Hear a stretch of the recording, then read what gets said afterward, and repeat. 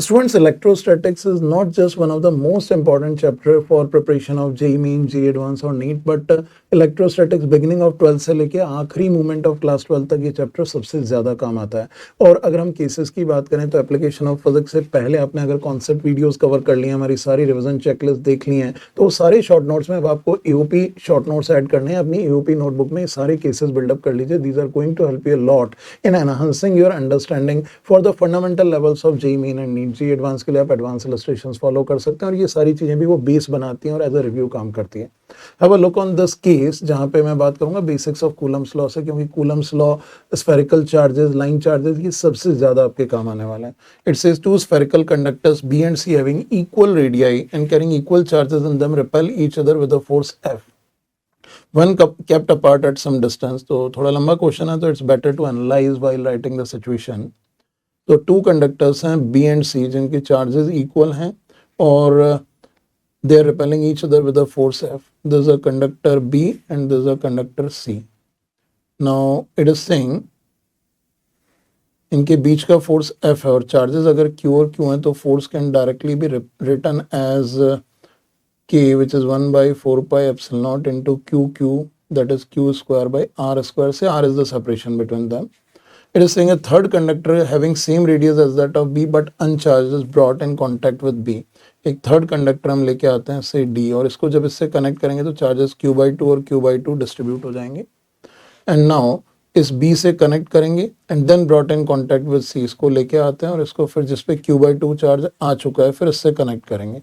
जब ये कनेक्ट करेंगे तो total charge here will be 3Q/2, तो फिर से हाफ हाफ हो जाएगा क्योंकि आइडेंटिकल कंडक्टर जब कनेक्ट करते हैं तो चार्जेस इक्वली डिस्ट्रीब्यूट हो जाते हैं। This becomes 3Q/4 and this will also become 3Q/4। then it is saying it is removed away from both, इसको इन्फिनिटी पे लेके चले गए। सो द रिमेनिंग स्फीयर जो यहाँ पे बचे रह गए B और C, उनके चार्ज चेंज होकर Q/2 और 3Q/4 हो गए, क्योंकि टच करने पे हमेशा charge half and half distribute होता है if the bodies are identical। It is asking a new force of repulsion between B and C। तो अगर न्यू फोर्स देखेंगे तो it will be 1 by 4 pi epsilon naught times Q/2 multiplied by 3Q/4 divided by R square। So it comes out to be 3/8 times the initial force F। That's the result of this problem। That's what we wanted to calculate, what will be the new force।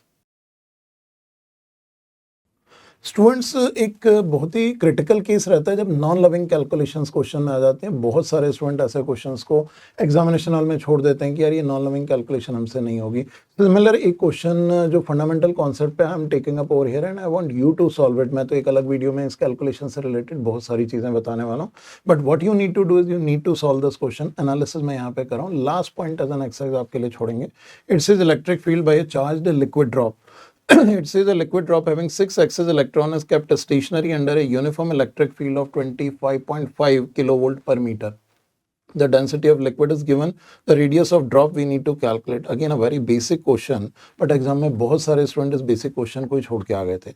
अगर एक liquid drop को stationery hold किया हुआ है, that means इस पे जो QE force लग रहा है this will be balancing the weight mg। अगर QE और mg बैलेंस्ड हैं तो you can directly write QE should be equals to mg। In this situation 6 excess electron है लिक्विड ड्रॉप के ऊपर, तो चार्ज हो जाएगा हमारे पास 6 into 1.6 into 10⁻⁻19। Electric field is given to us as 25.5 into 10⁻³ mg। Mass आप डायरेक्टली लिख सकते हैं for a liquid drop it is 4/3 pi r³ multiplied by density. So if I right this 4/3 multiplied by 3.14 into r³ and density is 1.26 into 10⁻³ kilogram per meter multiplied by G is 10। So in this situation this 10⁻³ gets cancelled out, the 6 also, 2 into 3 this 2, this becomes 9। तो देखो आप यहाँ पे r³ का value हमारे पास आ रहा है, this 9 multiplied by 1.6 into 25.5 into 10⁻⁻19 divided by, here it is 3.14 into 2 into 1.26 into 10। So this value we are getting as r³ और r का वैल्यू होगा cube root of this। तो बहुत लोग क्यूब रूट फैक्टर को देखते ही घबरा जाते हैं, यार पहले तो ये कैलकुलेशन करना फिर क्यूब रूट करना, छोड़ो आगे बढ़ें। यहाँ पे कोई लविंग कैलकुलेशन दिख भी नहीं रही है तो टाइम वेस्ट नहीं करते कि क्यूब रूट नहीं होगा। बट क्यूब रूट तो बेटा अपने प्राइम फैक्टराइजेशन अर्ली 8th या 9th ग्रेड में अच्छे से पढ़ चुके हो, तो उसके बाद घबराने की क्या जरूरत है, जो चीज़ 8th या 9th में पढ़ी है। Anyway I am leaving this as an exercise for you to calculate. Actually this question was an MCQ और बहुत आसानी से अप्रॉक्सीमेट वैल्यू निकाल के आंसर मैच किए जा सकते हैं, but I want you to calculate the cube root of this value and give me the result. आप निकालिए और कमेंट सेक्शन में पोस्ट कीजिए। देखिए आप खुद रियलाइज करेंगे क्वेश्चन इतने टफ नहीं होते, इतना इजीली मार्क्स आते हैं, but student examination hall pressure की वजह से चीज़ों को लूज कर देते हैं।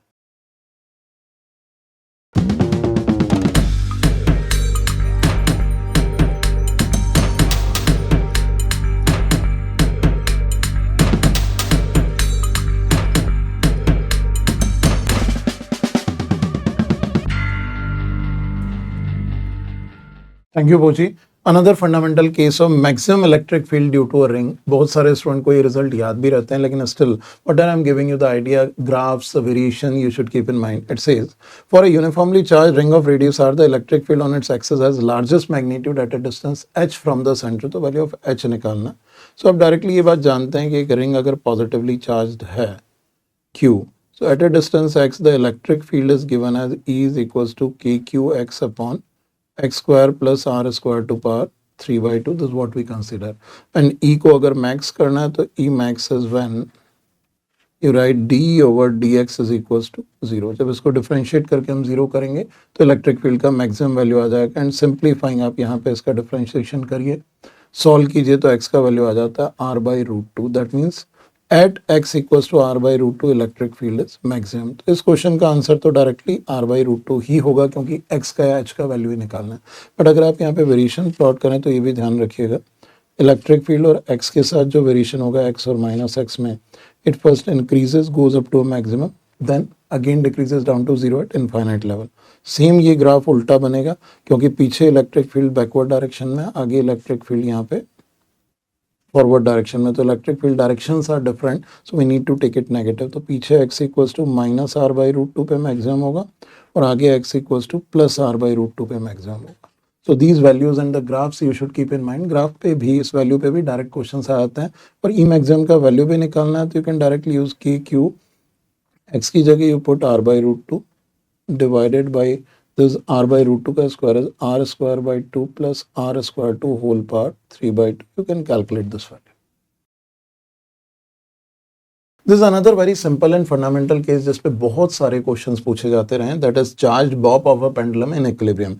It says bob of a simple pendulum has mass 2 gram and charge 5 microcoulomb. It is at rest in a uniform horizontal electric field. So अगर एक पेंडुलम बॉब रेस्ट पे है तो certainly ये सस्पेंशन थोड़ा सा इंक्लाइंड होगा like this.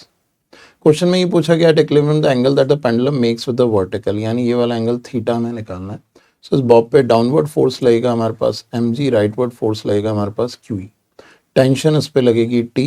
So this angle theta if we want to calculate we just need to make use of concept of equilibrium.